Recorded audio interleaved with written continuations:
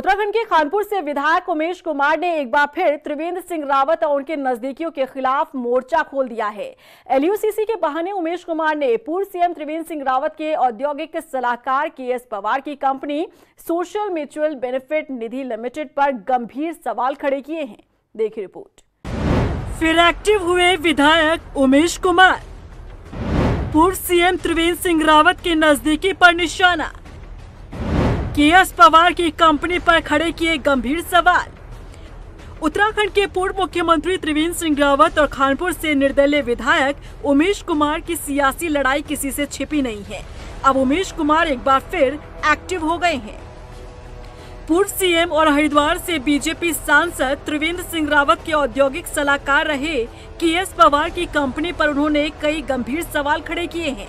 दरअसल उत्तराखंड में हुए एलयूसीसी चिटफंड घोटाले पर बोलते हुए विधायक उमेश कुमार ने सोशल म्यूचुअल बेनिफिट निधि लिमिटेड पर निशाना साधा। उन्होंने कहा कि बड़े पैमाने पर धोखाधड़ी और काले धन को वैध करने का खेल हुआ है। 2017 से 2020 तक फर्जी आरडी/एफडी खातों के जरिए 200 करोड़ रुपए से अधिक की धनराशि जमा की। आप समझिए, ये सोशल म्यूचुअल बेनिफिट ही एक सिर्फ अंतिम घटना नहीं है। आप जब जांच करेंगे तो ऐसी बहुत सारी जांचें इस राज्य में खुलकर आएंगी जहां सैकड़ों करोड़ रुपए की मनी लॉन्ड्रिंग हुई है, काले धन को सफेद किया गया है।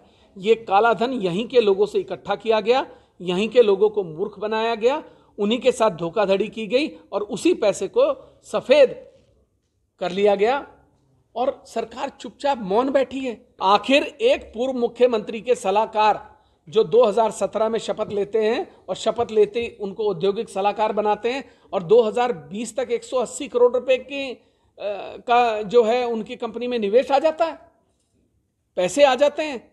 किसके हैं 180 करोड़ रुपए? इसकी जांच होनी चाहिए।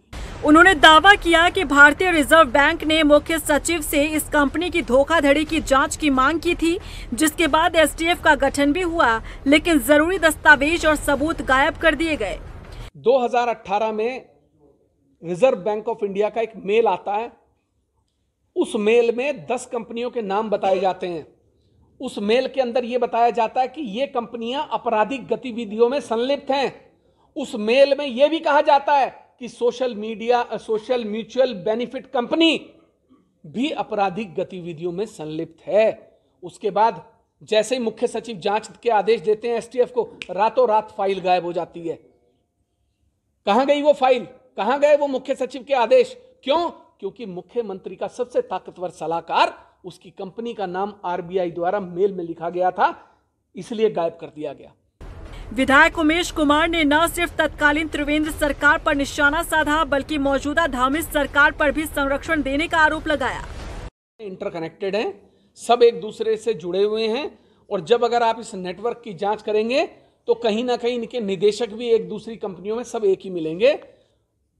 इसकी जांच 3 साल से ईओडब्ल्यू में लटके होने का आरोप मैं सीधा सीधा मुख्यमंत्री के ऊपर लगाता हूं कि धामी जी, आप त्रिवेंद्र सिंह रावत जी को संरक्षण दे रहे हैं, उनके सलाहकार केएस पवार को संरक्षण दे रहे हैं, उस कंपनी को संरक्षण दे रहे हैं।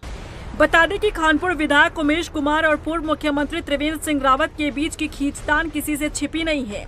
2016 में त्रिवेंद्र सिंह रावत पर लगाया गया आरोप हो या फिर उनके सलाहकार रहे केएस पवार की कंपनी पर लगाया गया आरोप, या फिर लोकसभा चुनाव में एक ही पिच पर दोनों की बैटिंग हमेशा चर्चाओं में रही है। अब एक बार फिर उमेश कुमार का यूं एक्टिव होना ये बताने की कोशिश है कि आज भी उन नेताओं की नब्ज इनके हाथों में है। रफ्तार मीडिया के लिए देहरादून से ब्यूरो रिपोर्ट।